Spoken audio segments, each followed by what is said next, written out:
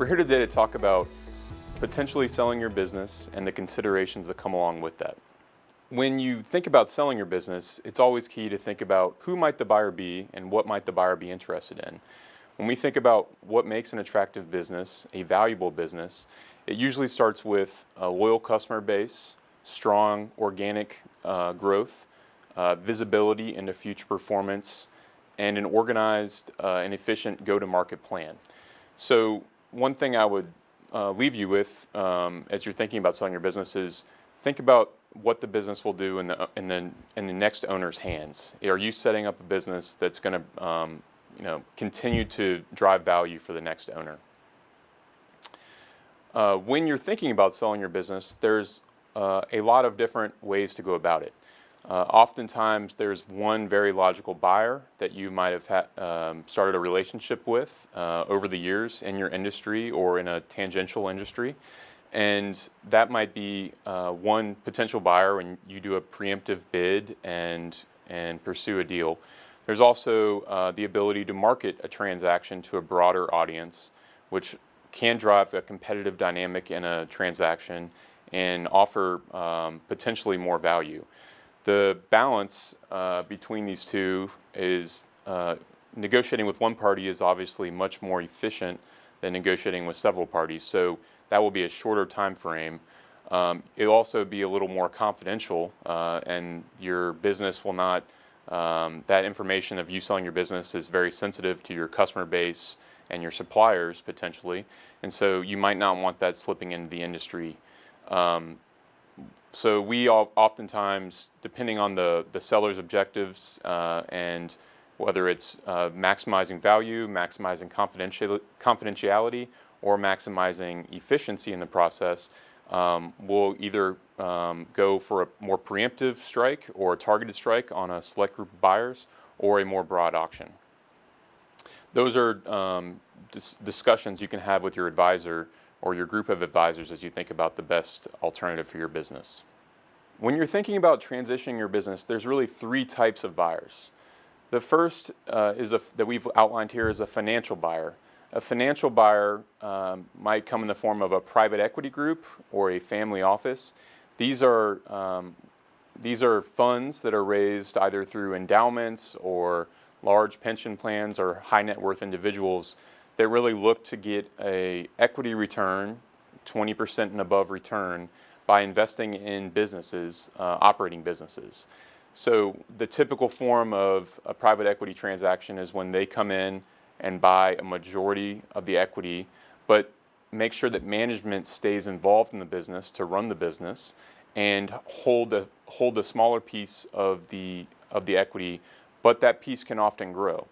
And private equity is really in the business of buying businesses, improving and growing those businesses through their capital infusion or other attributes they can bring to the transaction, and then selling the business in the future. So one thing to think about is we often refer to the private equity buyer as you can get two bites of the apple, one at the initial transaction and a second when they're ready to exit the business. So the key considerations here are management is most likely going to need to be involved in the business after the sale, and you're also going to be reporting to a new majority equity holder, a new board of directors, if you will.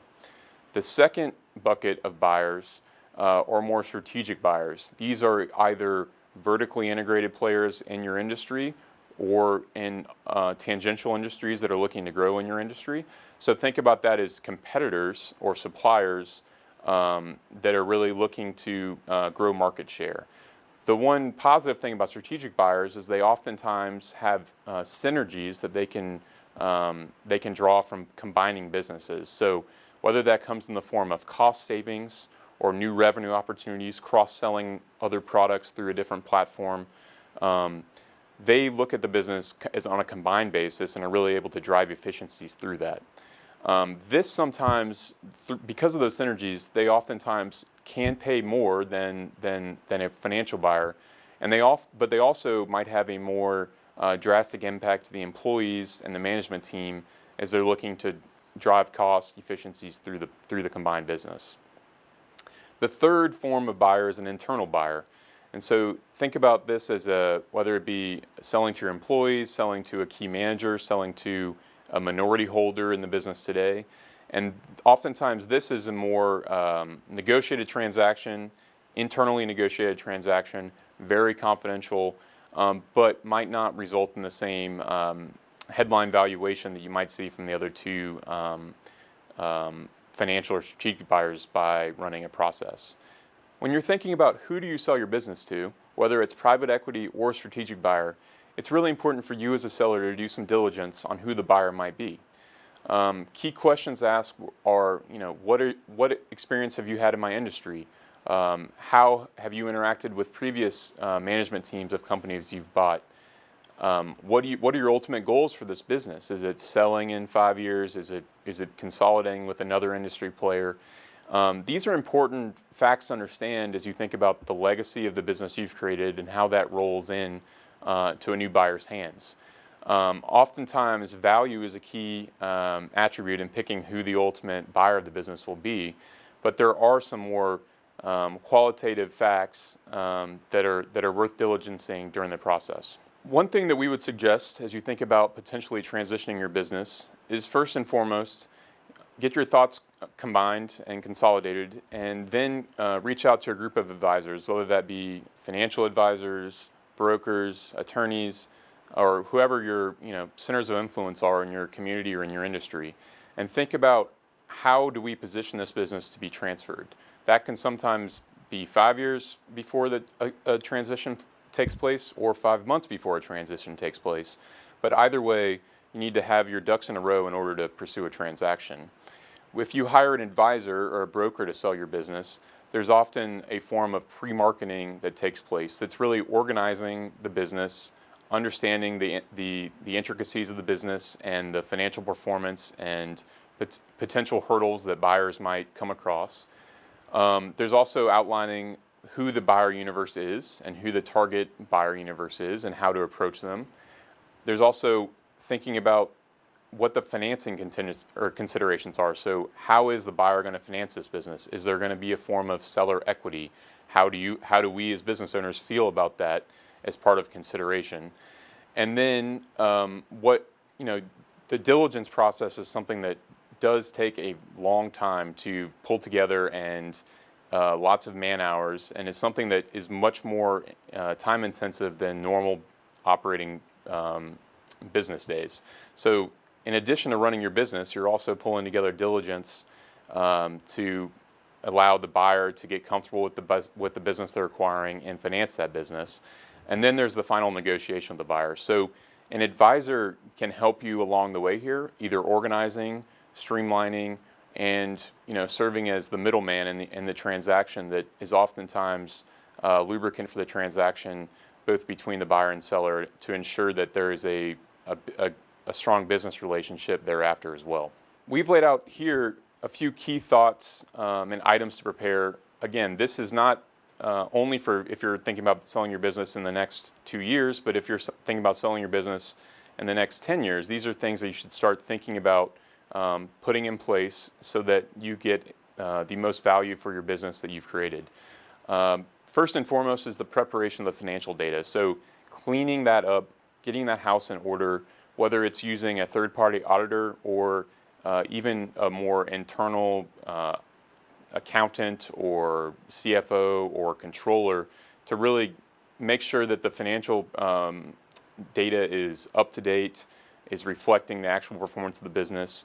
For family-owned businesses, I'd also suggest pulling out potentially personal expenses that might be involved in the business, as that will be a key item that the buyer might want to exclude from the underlying operations of the business.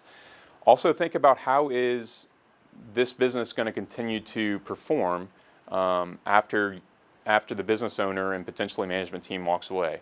Is there a second level of management in the business that can continue to run? Is there an external party that might make sense, external employee or industry player that might make sense to bring into the business to allow that continuity? There's also think about the seasonality of your business. When is the right time to go to market?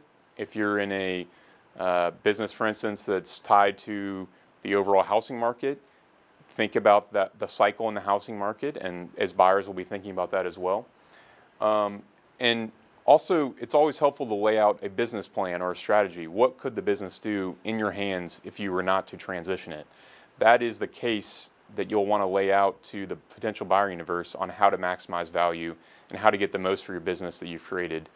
And then, lastly, working capital is something that comes up in a lot of transactions, whether it's inventory levels, aging of inventory, collections from your customers, the days outstanding on your payables. These are key items that dictate cash flow within a business, and buyers are going to scrutinize the working capital very much because that drives the cash flow from the business. So think about cleaning up your inventory, organizing, streamlining your payables and your receivables, and getting that house in order so that that is really low-hanging fruit for a lot of buyers, as that's the way they look to drive value from businesses. So think about doing that on your own, and then getting that value from the buyer in the form of the purchase agreement.